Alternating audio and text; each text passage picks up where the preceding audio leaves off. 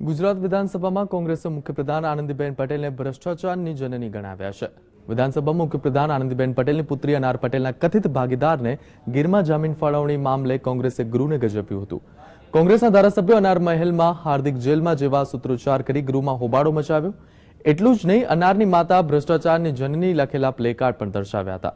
કોંગ્રેસ દ્વારા આનંદીબેન પટેલને ટાર્ગેટ કરતા આ મામલો ગરમાયો હતો અને વિધાનસભાના અધ્યક્ષે કોંગ્રેસના તમામ સભ્યોને એક દિવસ માટે સસ્પેન્ડ કર્યા હતા। તેમ છતાં કોંગ્રેસના સભ્યો સૂત્રોચ્ચાર ચાલુ રાખતા તેમને ટીંગાટોળી કરીને બહાર કઢાયા હતા। ભ્રષ્ટાચારના મુદ્દે કોંગ્રેસે ગૃહ ગજવ્યું।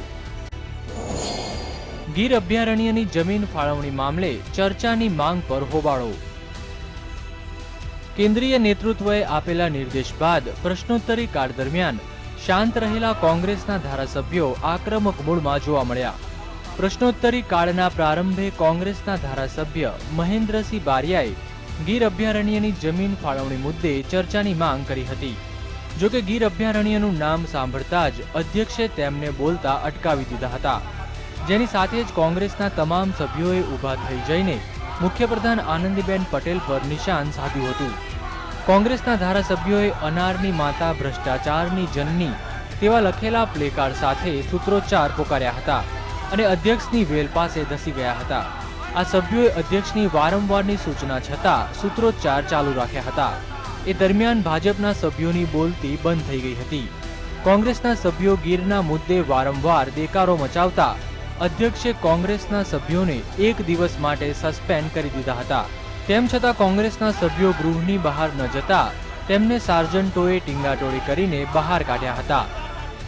અધ્યક્ષને રજૂઆત કરતા હતા કે સાહેબ, મારો બિનસરકારી સંકલ્પ નંબર, મારો ડ્રોમાં નંબર લાગેલો છે, તો તમે આ બિનસરકારી સંકલ્પને તમે ફરીથી પુનઃ વિચારણા કરી મંજૂર કરો અને આ ગૃહમાં ચર્ચા થાય, તે માટેની મારી માગણી હતી।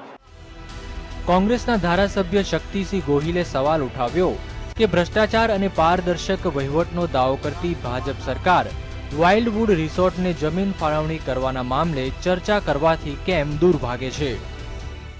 આ ભ્રષ્ટાચાર અમે વિધાનસભામાં ન ચર્ચી શકીએ એટલા માટે મારા પક્ષના સભ્યોને ટીંગાટોળી કરી ઉચકીને બહાર ફેંકી દીધા છે અને ભ્રષ્ટાચારને છાવરવાનું ભારતીય જનતા પાર્ટીએ કામ કર્યું છે। એટલે ન છૂટકે મારા પક્ષના સભ્યોએ વિધાનસભામાં સૂત્રોચ્ચાર કરવો પડ્યો કે અનારની માતા ભ્રષ્ટાચારની દાતા, અને આ પરિસ્થિતિ ગુજરાતની જનતા સામે અમે મૂકી રહ્યા છીએ। કોંગ્રેસે આ મુદ્દો ગૃહમાં ગજવ્યા બાદ હવે જનતા સમક્ષ લઈ જવાની જાહેરાત કરી છે। વાત ભ્રષ્ટાચાર મુક્ત વહીવટની કરવાની અને ભ્રષ્ટાચારીઓને પનાહ આપવાની ભાજપની નીતિ બની ગઈ હોવાનો આક્ષેપ થઈ રહ્યો છે। વચેટિયાની નાબૂદી એ વડાપ્રધાન નરેન્દ્ર મોદી સરકારની પ્રાથમિકતા હતી।